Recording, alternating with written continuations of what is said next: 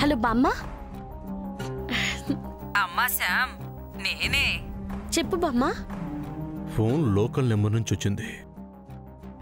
పచ్చళ్ళంటి ఉంది అమెరికాలో. ఇందులో ఏదో తేడా ఉంది. బామ్మ వినిపిస్తుందా? వినిపిస్తుంది శ్యాము. ఏమైంది బామ్మ చెప్పు. నువ్వే చెప్పాలమ్మా. స్వామీజీ గారు లాంటి గురువు గారిని ఎవరినైనా కలిసావా? కలిసాను బామ్మ. అవునా? ధనవంతరి పూజ చేశావా? పూజ పూర్తిగా చేయలేకపోయాను బామ్మ. ఇంకేం చెప్పకు శ్యాము.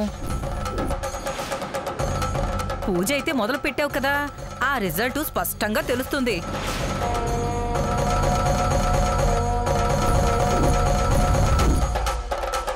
బామ్మ?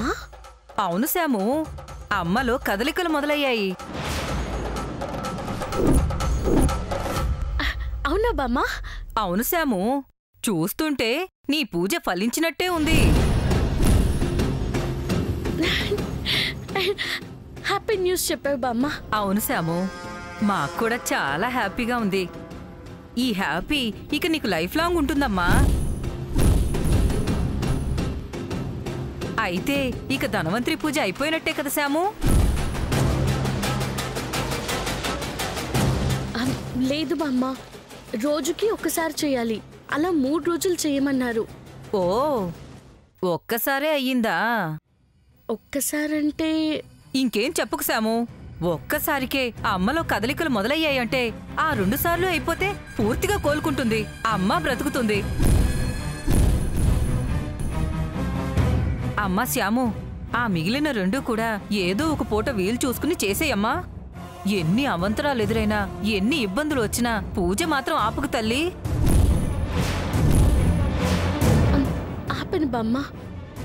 సరే అమ్మా, నీ పూజ వల్లే తనలో కదలికలు వచ్చాయని మీ అమ్మతో వెళ్ళి నేను చెప్తాను. తను ఆనందపడుతుంది.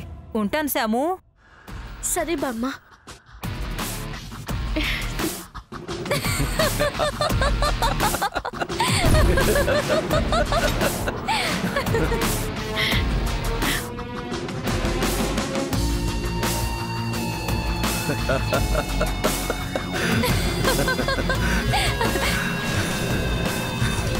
డాడీ, ఇంత జరిగాక కూడా అది ఇంకా పూజ మీద నమ్మకం పెట్టుకుంది. కదలికలు మొదలయ్యని చెప్పావు కదమ్మా, ఎందుకు నమ్మకాన్ని కోల్పోతుంది?